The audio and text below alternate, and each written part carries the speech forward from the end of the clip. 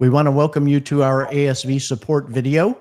The purpose of the video is really to help you understand the features and functionalities of our new ASV scanning portal and the portions that are now considered customer responsibilities. And we're going to go into that heavily as well.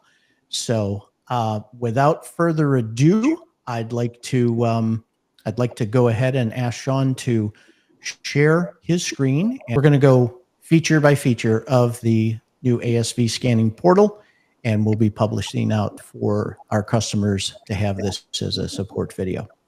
So then what we're going to do is then the first topic will be just like, this is what you see, and then setting up your, I would think, scoping. Like, so like, here's your homepage. This is what you're going to see when you first log in. Yeah. And then the first thing you'd want to do is, if you haven't already had your scoping set up, is to go ahead and set up your scope.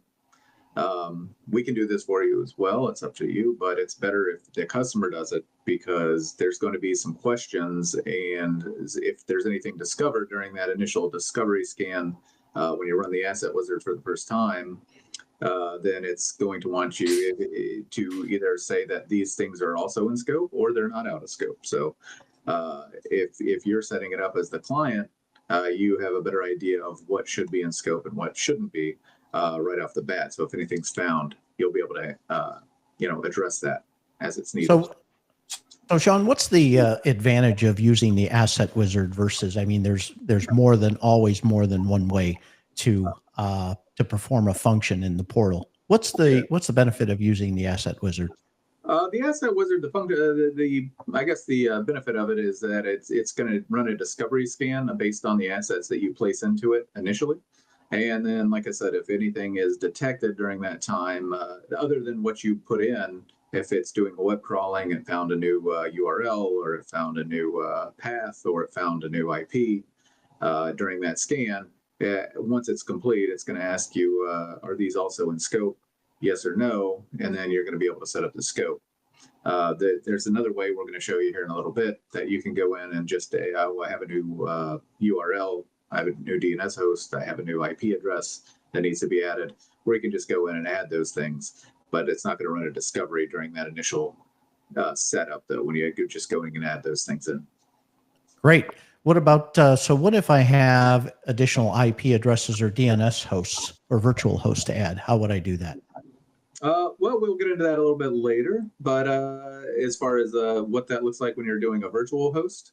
Yeah, you need a little more data, so you'd have to put in a certain, basically a nomenclature or way you had to put that in there, that it uses the host name, the path, if there is additional path, the IP address, and the port number as well. So, but we'll get into that a little bit later when we're get to that step. Okay, great. Then let's, how about we run them through the Asset Wizard and show them what the Asset Wizard does and the benefits of using that wizard versus other portions of the portal.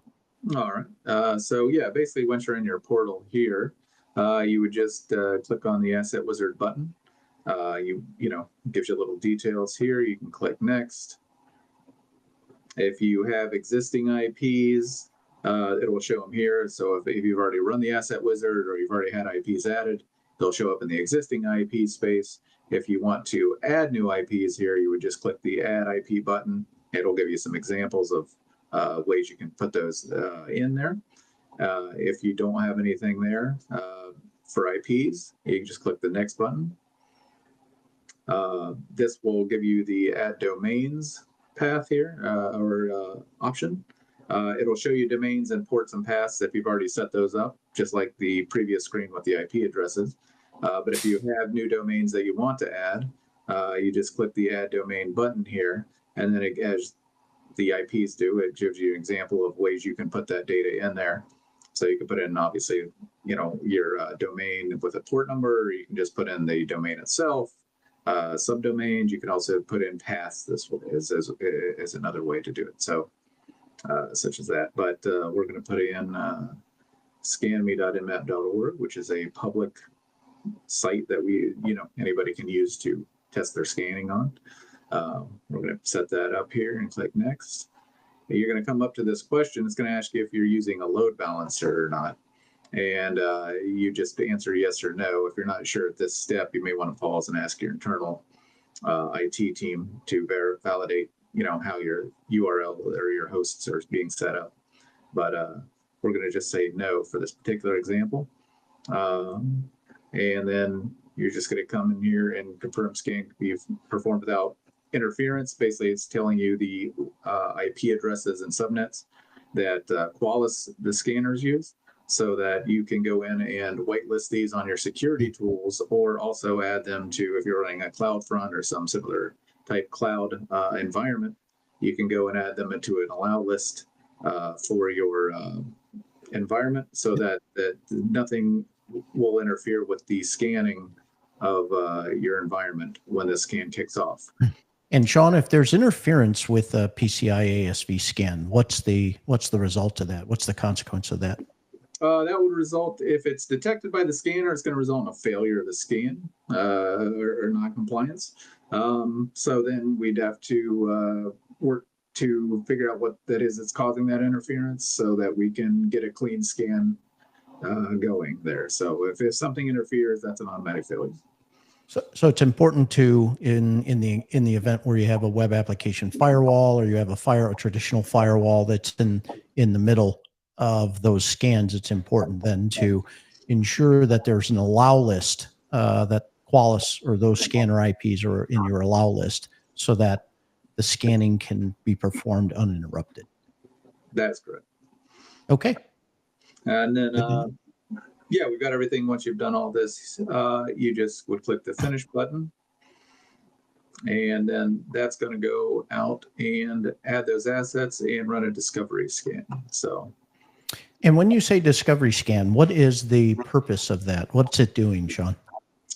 So typically when you're setting up for the first time your environment, what's in scope, you basically would give all the public facing IPs and hosts that you have, and then you run it through there. And if it's going to do some web crawling on those hosts, and if anything is found additional, maybe it found a web, say your example.com is your website, and then example.com/email, or I found example.com/admin portal type of thing. It's going to go in and then it's going to find those as well, and then ask if those are in scope or should be in scope or not. And then you'd have to, as the client, determine, those are not in scope or they're out of scope. And then you may have to validate that as well.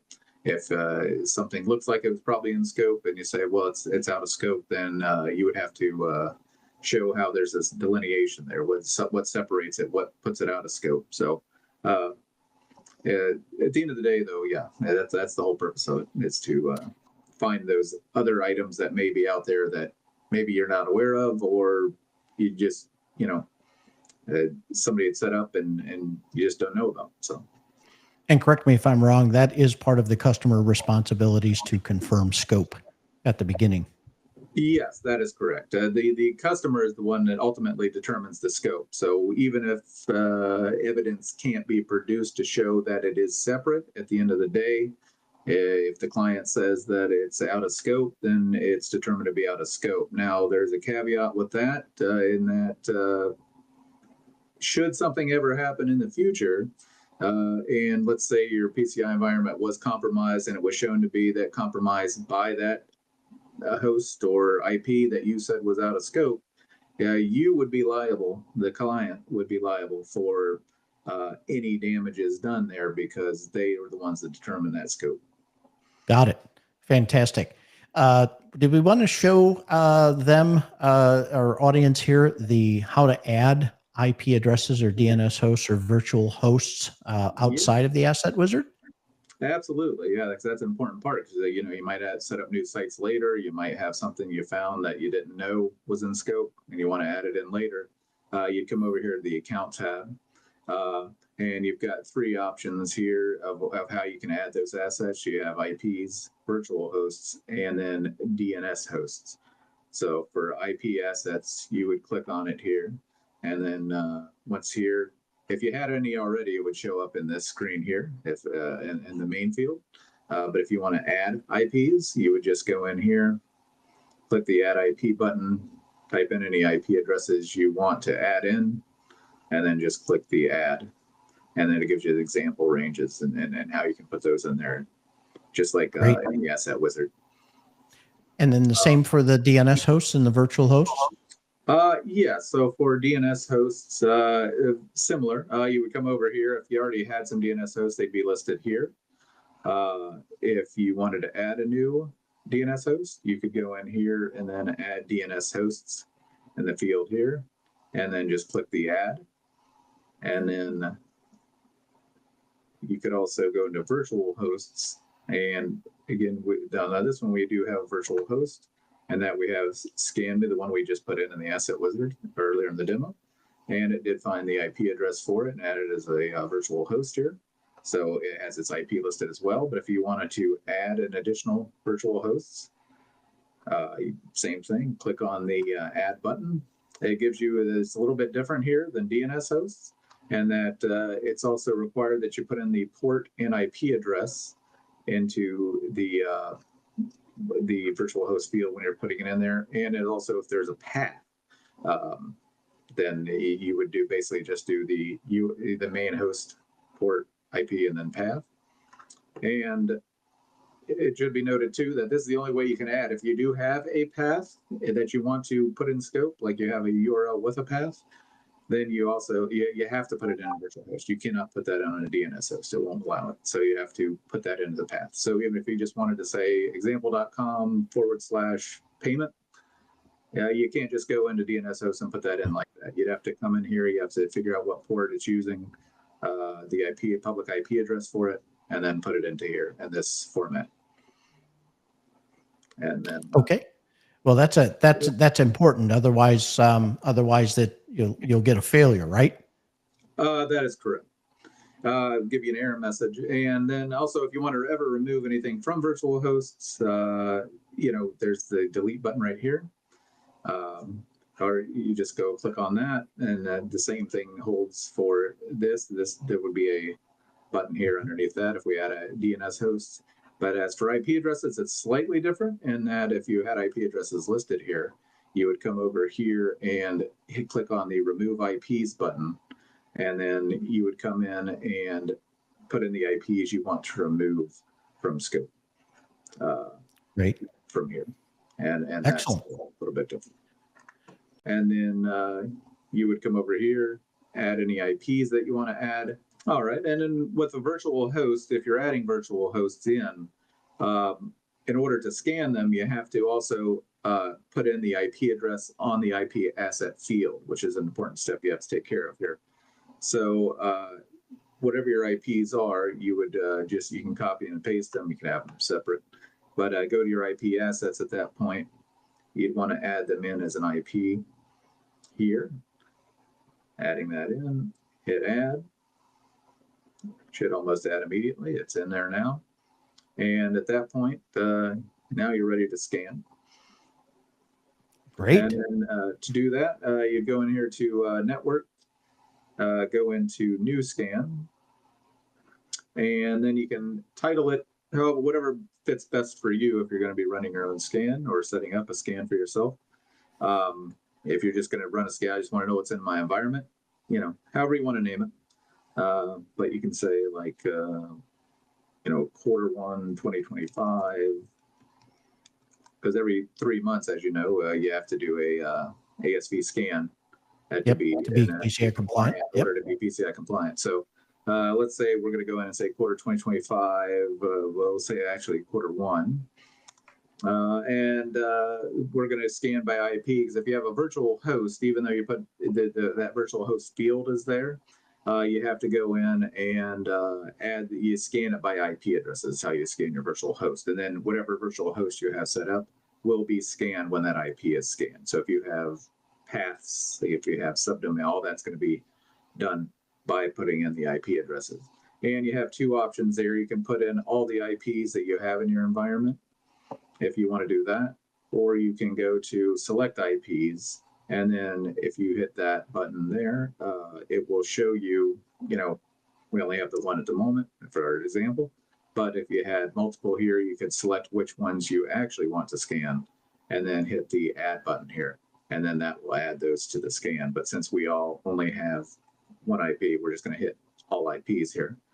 Now, an optional, if you have DNS hosts set up and not IPs, you would just select DNS hosts. It'll ask you if you have split targets, and in yes or no, you would only use this option to resolve the same IP. So if you have a host that has that resolves to the same IPs, you have like example.com and example1.com, but they both go to the same IP addresses, that's when you would select that as a yes.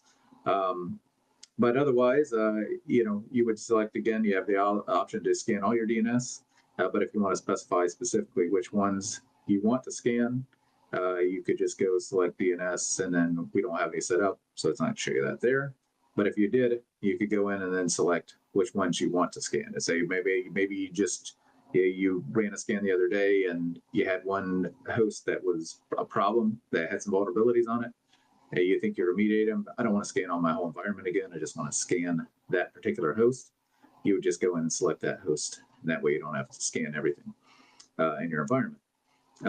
And then at that point, as we only have one IP address in our current environment, we're going to go back here to select all IPs. And then we have the option that we can launch now, or we can schedule for later. And if you select the schedule for later option, you would select the dates, the times that you want to scan. And you can also set it up as a recurring scan. So, and then you can do that by days or weeks. So you can go in, put in how many days. I want to do like 30 days, 13 days, whatever you want to do it. You can put whatever number you want, or weeks.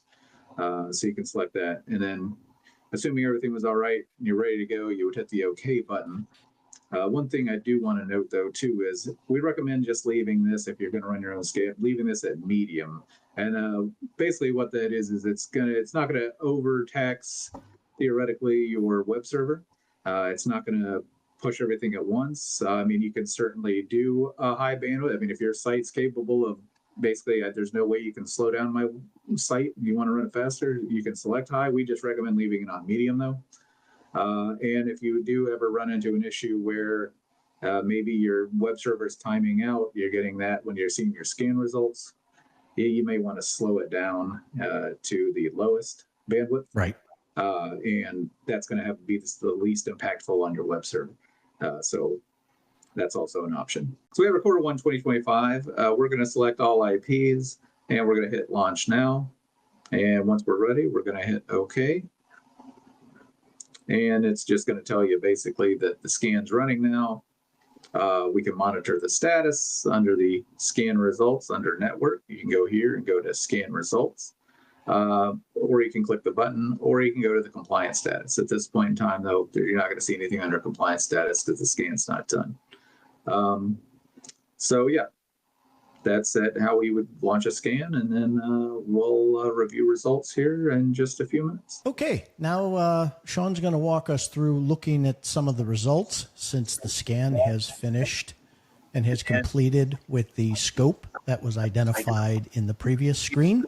So Sean, let's looks like it found some vulnerabilities. Let's take a look. Yeah, so it did find some vulnerabilities here, and it turns out we are not compliant based on the scan. So in order to review those, there's two things we can do. We can either look in the vulnerabilities themselves in the vulnerabilities tab, or we can generate a report and then review that report. My recommendation, though, is to use the vulnerabilities tab, because that's going to give you the most relevant data quicker and more easily readable, I believe, in my opinion, anyway. In order to do that, you can go to the network tab here and then click on vulnerabilities. And then once that loads up here, as you can see, we've got a bunch of fail vulnerabilities here that were found. So Sean, let me ask you a question. Sorry to interrupt you. Let me ask you a question. If all of those, let's say I see fail tags on a number of those, what if I only, without the failed tag, I'm assuming that some of those are not PCI vulnerabilities. How would you, if I'm looking to do remediation, how would I look just specifically at the PCI failing vulnerabilities? Yeah, that's a good question. Well, the easiest way to do that here when you're on the vulnerabilities tab is just to click this display only PCI fail vulnerabilities checkbox, and it will get rid of all the other vulnerabilities that were here before and leave us with only the fail vulnerabilities. Got it. Now, the other vulnerabilities, like I say, they are still vulnerabilities that exist in your environment, obviously, and you may want to get to them at some point and remediate those vulnerabilities because each vulnerability obviously is some sort of risk. Yeah, for your PCI compliance, your ASV scan compliance, these are the ones you want to focus on first and foremost and So getting resolved. let me ask you this. I see the PCI failing vulnerabilities. I see mediums, highs, mediums, and lows. Why are, I've been in cybersecurity a while. Why wouldn't I just be focused on criticals and highs, or in this case, just highs? Why would there be a medium vulnerability that would be failing from a PCI's perspective? Yes. Well, for PCI compliance, basically anything with a CVSS combined rating of, I believe it's 4.1 and higher, has to be remediated in order to be compliant. So putting that at a 4.1, I believe up to about 7 is what's considered medium there. So they still require those to be addressed. Now, certainly, just with anything, I mean, if it's critical, even just for your own security of your environment, you might want to hit the criticals first and the highs, but all of them do have to be remediated and remediated within 30 days of the initial scan for your quarter being done. Because if they go beyond that time, you have to generate a new scan at that point, and then that resets your scan date. If Compliance it's past date? 30 Is days. that the same as a compliance date? Yes, that's correct. So if your date was June 1st and it took you to July 14th to resolve it, you have to run a new scan on July 14th. July 14th is now your scan date, and then your 90 days to your next scan starts from there, and in your compliance date starts Got from it. there. Could that potentially be problematic with your QSA or your merchant bank? Very much so, yeah. I mean, it depends on your acquirer, your payment brand that you deal with. But yes, I mean, the PCI itself says that you have to get 4 passing quarterly ASV scans a year, which puts you at 4 basically every 3, 1 every 3 months. So if you're delayed by a month, and your scan started over, then you may fall outside that 4 quarterly scans. Now and ultimately that's going to be up to your QSA, your acquirer, and your mainly just the acquirer and your payment brand. Like your QSA really doesn't have much say on it, I guess. In Gotcha. reality, he can advise on how to best resolve it, and and a lot of times your payment brand or your acquirer will give you some leeway because at the end of the day, they just want you to be compliant, right? I mean, they're not trying to shut you down or anything business wise. They just need you to be compliant. And is that 4 quarters within a calendar year, or any 4 quarters within a year span? That's 4 quarters in a year's span. At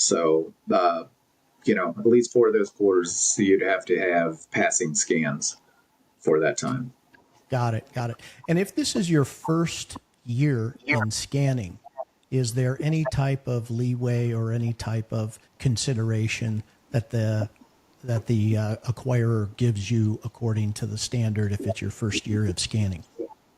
Oh, of course, yeah. I mean, obviously, you can't have 4 quarters if it's your first quarter being scanned. You'd never had done it before. So, but once you get that initial year, then that would continue, and basically until you no longer take payment card payments. I guess. Got it.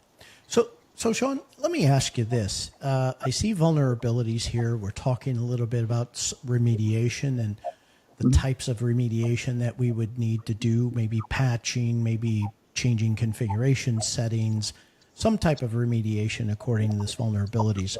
What if I look at these vulnerabilities and I say, oh, you know what? Some of these may be a false positive, meaning that, there's something there that we're not running in our environment. It detected something that's not really there. How would I go about presenting false positives or marking those vulnerabilities as false positives? And what would I need to do to submit to us as the ASV company in order for us to substantiate those false positives? Yeah, so what you would do is you would basically take let's say this vulnerability, for example, this SSH prefix truncation vulnerability, and you determine that that's a false positive. First of all, just a quick side note, so if you click on the vulnerability when you're on the vulnerability tab, it opens up more details over here on the right side of the screen, bottom right, and it gives you more details as far as what the threat that was detected is, what the impact of that threat to be, potential solutions for resolving that if it is a real vulnerability, and then and then the results of what the scan found here. So how it determined that this vulnerability, or what it believes this vulnerability exists, what it did to determine that. But let's say we decided that this is a false positive. You would just, select it, and then you would click this review one false positive button. Now, you can also do multiple if they all have the same reasoning. But when you do submit one of these false positives, you have to give a reasoning why you believe it to be a false positive. So, let's say you think this one's a false positive because of reason A, and this one's a false positive for reason B, this one here. Don't submit them both together and say just reason A on it. File them separately. But if you have multiple vulnerabilities that all have reason A, this is basically this is why this is a false positive. You could submit more than one at once, and that would help. But let's say we want to do this one, and we click the false positive button here, and then basically we're just going to go in here, and you would type in whatever the reasoning is that you feel this is a false positive, and then just click the submit false positive request button. And then that would generate a false positive request to us at Access IT that we would then go in and review and either say, yes, we agree, that's based on what you've said and shown to us, then that is a false positive, or no, based on what you told us, that we don't agree, that's not a false, but we believe that's a real vulnerability. So if you submit that false positive, then maybe perhaps we can submit the false positive. I'm logged in on the admin portion. Perhaps we could see what it looks like when there's a false positive submitted, and then you could show them in the portal where they see false positive submitted. Then on the admin side, when we approve those false positives, what it looks like back after those false positives have been adjudicated as accepted. Yes, that sounds good. We don't run these cryptographic ciphers. Yep. And then I'm going to submit this false positive. Now, I just submitted that, and you're going to go in and review it and look it over.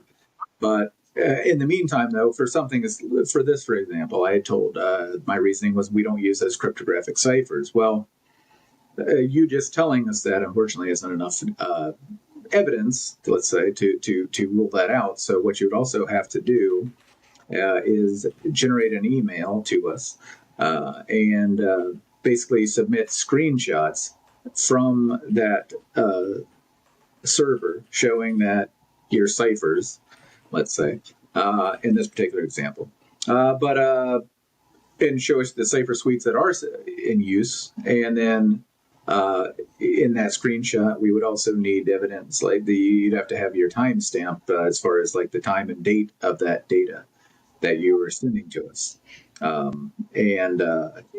Let's say, for example, you had, we detected something on a website that it had a vulnerability on one of your URLs, our hosts, and let's say you're submitting a false positive for it, right? So If you're submitting a false positive for that, and you show me like from server A, like say it was this site is running on an obsolete version of Windows, for example.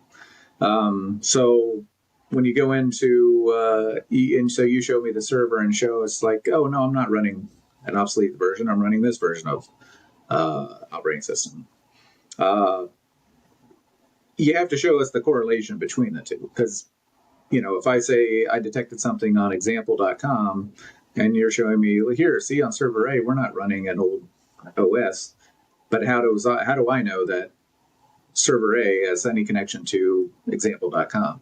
You have to show correlation, and you have to send us that evidence as well, along with the timestamp and the date, so that we can correlate to know, oh yeah, okay, that's this server hosts that website, therefore yes, you're correct, and then that we have the evidence to be able to review that. So screen captures of your entire desktop are preferred. Yeah, if you can get the whole desktop, depending on what operating system you're using. When when you use it, it could be in the bottom right, could be in the top. But yeah, just somewhere in the screenshot should be a timestamp and a date of when you took that screenshot. And then with false positives as well, PCI also requires that they have to be, so we found it on, let's say, the scan today, June 1st, and you showed me evidence June 1st that's done. Well, that only lasts for 3 months. So every time this false positive is detected, so let's say we run another scan in 100 days, we find that false positive again, you have to submit that evidence again. But of course, the current one, you can't send us the one you took on June 1st as evidence, because every 90 days you have to prove that. Over 90, you have to prove that evidence yet again to show that it's still relevant. Got it. And current. So I can't keep. So you can't just mark false positive and keep a false positive running continuously throughout the scanning year. What you're telling me is each and every time, even if the same false positive is identified, you must provide that evidence. Correct. Got it. Okay. Well, I have approved your false positive in the admin side, so we probably should look at what that looks like on the customer side. Yeah, so if you come in here, go to network, and then you go to your false positive history here, tab, you'll see that one we submitted here. And then if you click this button, you will see that it was approved. So that means that, yes, as you know, you have agreed to it. You can also see it here as well, but it just gives you more details down here. Gives you the comment you put, and then the response from the ASV scanner or company. So that's an approved thing. And now if you run a rescan, obviously, then that's not going to pop up except for the aforementioned 90 days. After 90 days, it will show up again. But any scan that occurs between that time, it will no longer show up.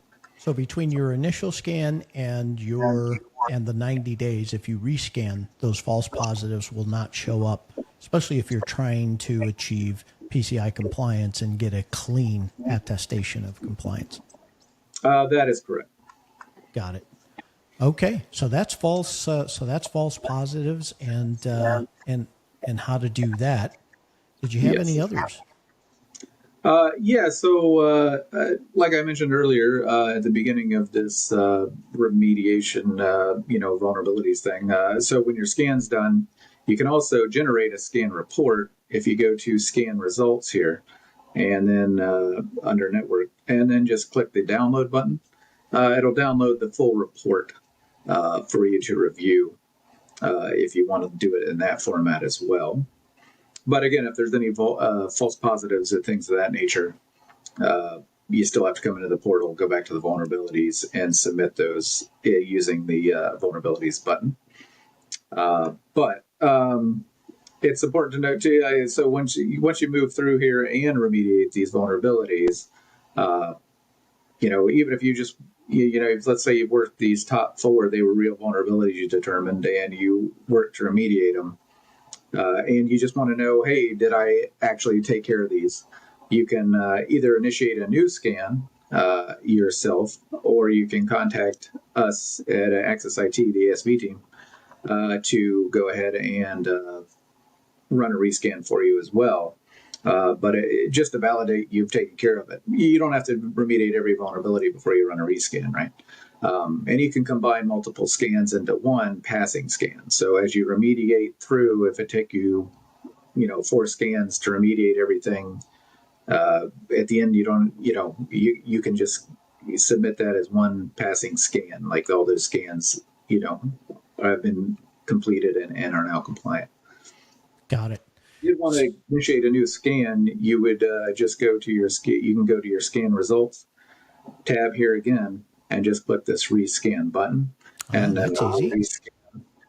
And then, or if you just want to, let's say you have 10 devices that were scanned in your environment, or 10 hosts, and you just want to rescan one host that you remediated something on, and so you don't want to run the scan on all 10 before, you can just initiate a new scan, as we talked about earlier, and just select that host and then launch it now and just scan that one host. And then once it's done, you'll know the results. It'll have its own scan results on the scan results page, and then you can just review it from there. So, Sean, now that all of the vulnerabilities and false positives have been identified and approved or remediated, how do we check to see if we have a compliant scan enough for us to generate an attestation of compliance? That's a great question, and I'll show you that. You just go back to the home if you're not already there. Click on the compliance tab here, and then select the compliance status. Once you're there, you'll see here compliant 1, non-compliant 0. So it means we have everything we need. We're compliant at this point. And at this point, we're ready to submit the attestation of compliance to our team to generate that, basically to sign off on that attestation of compliance. Sure. And whose responsibility is this, Sean, to generate the request for the attestation of compliance? Yeah, so that would be the responsibility of the client, because there are a few questions sometimes asked when you go to generate that attestation of compliance, and that has to be answered by the client. And then additionally, though, basically when you generate the report, the attestation of compliance report, that is basically you signing it for your company. So saying that, yes, I've reviewed it, I approve what's in here and is accurate, and I'm submitting it now for review to the ASV. So this is something that we can't do on behalf of the client. This is the client's responsibility because of the questions they have to ask. Correct, yes. The questions, and it's, like I said, it's their signature. Just like we're going to sign off on it and review it and approve it once we receive this generated AOC or attestation of compliance, then that's ours. That's basically the customer signature saying for their business to say, yes, I'm signing off on this. Great. Let's see how this is done. All right. Basically, once you're here on the compliance status page here, you would just click this generate button. And then it gives you a little description there. You hit the next button. And as mentioned here, it found some things. These are some questions that the customer would have to answer, or the client, about unknown services. And is this securely implemented, for example? And, you'd have to select if it is, what was it done to make sure it was secure. So you'd have to go in and put in reasons for how that was done. Like needed for business purposes, or we need it for this application, or we need it for this communication, whatever that justification is based on your environment. That is correct. Got it. Yeah, we're just going to go in and for our example, we're just going to put in test here. Got it. Okay. And then once we do that, and these are the only questions that the customer or the client can answer. That is correct. It's up to them to say what they've done to make this securely, make sure this is secure. That's what have they done? We can't speak to that because we're not the ones that are remediating that. Got it. We being Access IT. And then you're going to get to this part here, and this is where whoever is generating the attestation of compliance would put that in there. So I'll just put myself in for this example. And then you put your title at the company that you are with.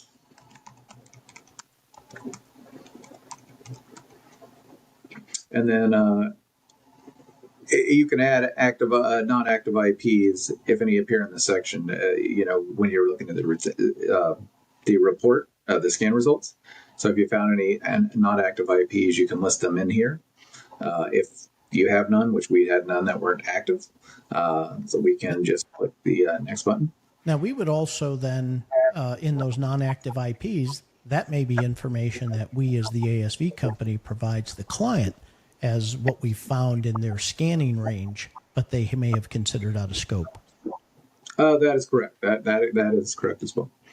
So, yes. So once you get to here, you just need a title for it. So if again, you can make whatever title you want it to be. But let's, for example, say this is our Q1 Attestation of Compliance. I'm just going to call it Q1 AOC. We'll say Q1 2025, just to be, so we know what quarter of what year it is. And then you would just hit generate report.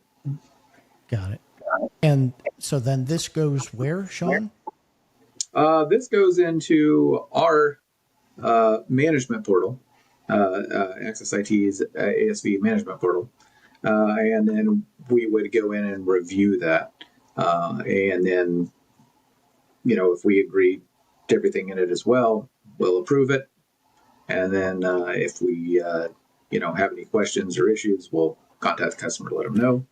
So I see that there's a next button there. Is there, does that, okay. So this is submit the report. So the last screen is where you actually submit the report. That is correct. So you can put it for later and save it there, or you can do it now. But if you're already here doing this, you probably wouldn't want it now. Or you can just discard the changes, obviously. But we're going to hit review now. Okay. And then, as you can see, it'll switch down to the submitted reports tab here, and it'll just show you right now it's pending review, meaning obviously it's sitting in our queue. And if you go in and review that, we can see the other results or the end result for that. I have approved it or attested to it, so you should see it now. Yeah. There it is. So clicked on it again. It's refreshed and now showing that our status is attested, which means at this point in time we could then download the reports. There's two reports here. There's an executive report, which is probably the one you're going to want to submit to your payment card brand or acquirer. Or there's also the technical, which is more, obviously for somebody maybe internal IT in your company, something to that effect. But depending on your acquirer or your payment brand, they may require both. So you can download them both by just clicking on them. And then once you download them, it's like it says, it's fully attested. So you're free to submit that to whoever you're responsible to submit those to, and have them review that. Sure. Could we take a look at what the report Attestation of Compliance actually says, and take a look sure. at a few key components of that report? So, Sean, what now that we've generated the Attestation of Compliance request, it has been approved by us as the authorizing scanning vendor. What are we looking at here? This is the report itself, and basically this is what you would submit to your bank typically, or your acquirer or your payment card brand. But now it has us here as with a scan customer over here in this section. But typically this would be your client, the client themselves data here. And then over here is it showing who signed off on it. So you, as the ASV vendor, signed off on it and it's approved. And of course our compliance is passed. And basically if you go down further, It goes through all the things that were found and that they were passing and everything in here. So That includes all the false positives that were approved? yes, all these are the false positives that were were the ones that say pass here. So the mediums, these highs for the most part, those are all in here. Great, great. When we go back up to the top, I saw a section in there that I wanted to ask you about. It's that A3 scan status. So I see pass, the date the scan was completed. What is that October 6, 2025 date? Yeah, that is basically the next date of your next quarterly scan. That's when that's set to take place. So that's your 90 days would be up. You'd be running a fresh scan for your quarterly scan, and then that's when you'd start anew with a new quarter. Great. And I see the customer attestation and the attestation. Those are attestations that basically were the questions that were answered when the report wizard was generated. Is that correct? I believe that is correct, yes. Okay, great. And then there's our attestation that says these are true and correct based on the evidence, the scans that we've run, the false positive evidence, if any, that was provided to us. And then it looks like you get a results page on what was scanned, how it was scanned, what was found, including the false positives or compensating controls. Let's not forget the importance of compensating controls if an organization decides to use those, correct?